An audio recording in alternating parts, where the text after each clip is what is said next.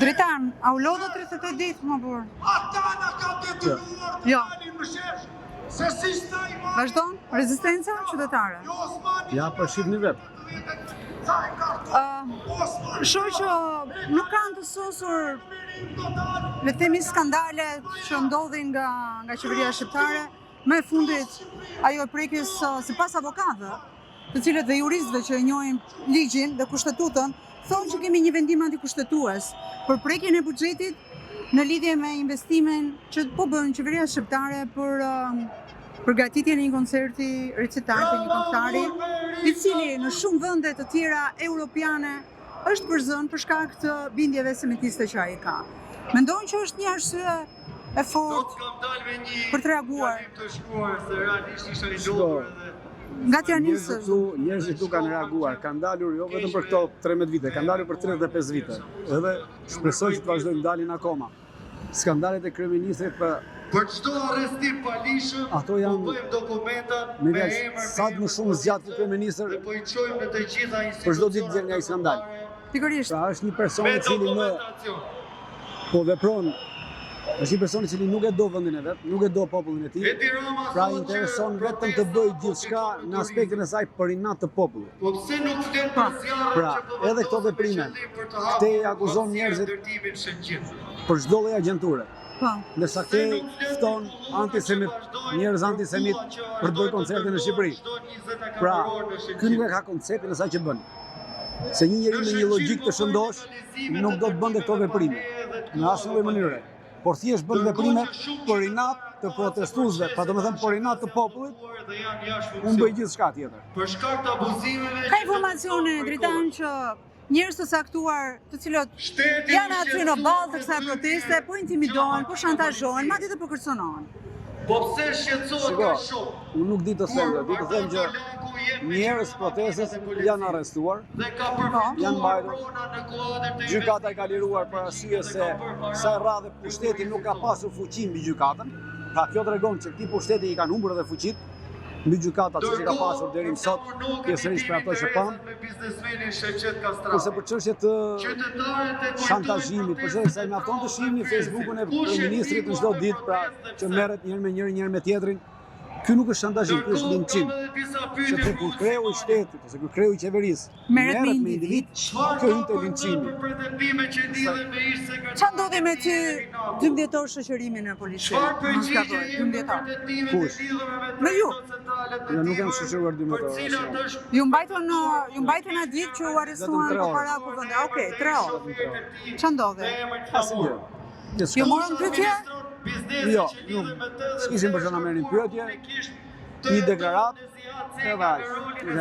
Dritan, ka informacione që në atë turmën që qelluan mbi policin, brigardin policor pranë kuvendit, pranë parlamentit, kanë qenë njerëz të infiltruar nga policia, të cilët kanë goditur me gur. Pasi të gjithë protestuesit kanë patur i vetmi armatimi i tyre ka qenë mielli dhe veza.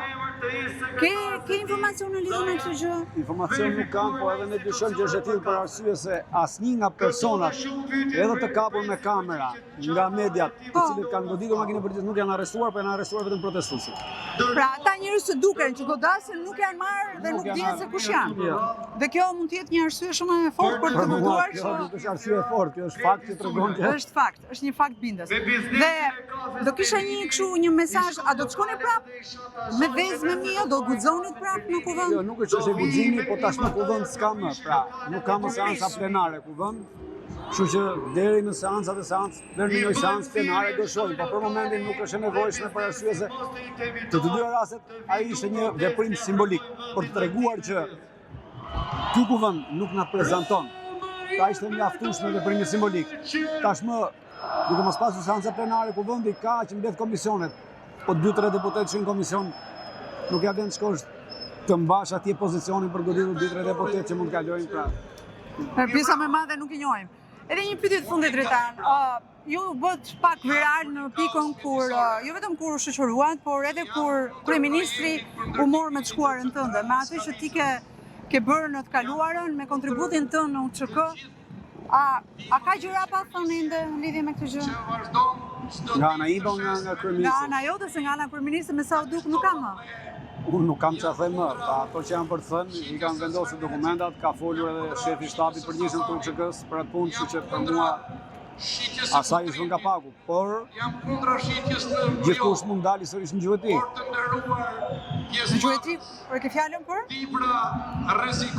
Mbase dikush do të kaloj kohën dhe duke dashur të kaloj kohën, duke dashur të rreqë vëmendjen nga thelbi i protestës dhe nga thelbi i kërkesave, është i lirë të flisë sërish gjuhëtin.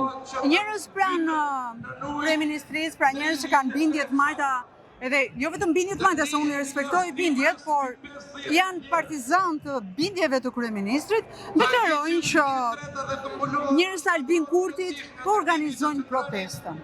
A ka një përgjigje Dritan lidhje me këtë? Në grupin koordinues nuk ka asnjëri të Albin Kurtit, në grupin koordinues janë të gjithë shtetas të Republikës së Shqipërisë, lindur dhe rritur në Republikën e Shqipërisë. Asnjëri nuk është antar i partisë të Albin Kurtit ose njeri Albin Kurtit, ata që njoh funa, se kjo është totalisht diçka e pavërtetë. Unë kam parë njerëz të partisë të Albin Kurtit, pra këshilltar të Albin Kurtit nga Republika e Shqipërisë, që vinë në protestë, si qytetarë të thjeshtë, por ata nuk kanë të bëjnë, nuk kanë asnjë lidhje, asnjë qasje, edhe nuk kanë asnjë lloj afrimiteti me grupin koordinues.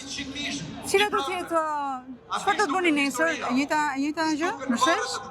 Nesër, pas nesër, tjetër pas nesër, në shesh, protestë paqësore, derisa jo kryeministri, jo ta kuptoj kryeministri, sepse këtu nuk protestojmë që të kuptoj Rama. Sepse dikush që të kuptoj duhet më parë të ketë mend. Pra ai që s'ka mend nuk kupton. Dhe nuk e çfarë i mbush. Po të paktën dëgjoj. Dikujt që qeshu. Dhe dëgjoj sa doj, po këtej hyn e këtej del. Kryeministri tonë. Ne po protestojmë për gjithë shqiptarët e tjerë që të vinë dhe të na bashkojnë protestës këtu. Shqiptarët po protestojnë që të na dëgjojë Evropa, po protestojnë që të na dëgjojë Amerika, që ky zotëria, të cilin deri sot e kanë mbështetur, nuk është as i denjë për të udhëhequr popullin shqiptar dhe nuk është as i denjë për të qenë partneri i tyre. Pra, më shumë i bën pis ata se sa i nderon. Po, por ai është për 2 ditë në samitin e NATO-s. Shiko, ajo është një ftesë formale që ose shkon presidenti ose shkon kryeministri, duke pasur parasysh se çfarë presidenti keni, që tashmë ka ikur në drejtim paditur. Ftesa normalisht në fillim në këtilla raste i vjen presidenti i Republikës sepse ai është komandanti i forcave të armatose. Dhe në momentin që presidenti e refuzon ftesën ose për një arsye nuk pranon të shkojë, atëherë automatikisht kjo i kalon kryeministrit. Dhe këtu kjo lojë është bërë. Beson tek misia Rama Erdogan akoma? Jo, nuk besoj të misia Rama Erdogan, pavarësisht se Rama ka tentuar sërish kohët e fundit që t'i mbushi mendin Erdoganit se Rama është i burr i mirë, duke tentuar të blejë 6 topa, pra ka pranuar të blejë 6 topa, një bateri, të cilët realisht nuk kanë asnjë vlerë për ushtrinë shqiptare dhe nuk kanë as edhe një vlerë në aspektin ushtarak nesër të çfarëdo lloj veprimi taktik operacional në ushtrinë shqiptare, për arsye se distanca e goditjes atyre topave është 17 kilometra. Duke parë sot vëmendarinë luftarake që po ndodh sot kryesisht në Ukrainë dhe në Liban, kemi parë që topat ushtarak me largësi 17 deri 20 kilometra kanë dalë jashtë përdorimit të pavlerësshëm sepse janë në rrezën e veprimit të dronëve. Pra ajo top që sot funksionon është 50 km deri 60 km.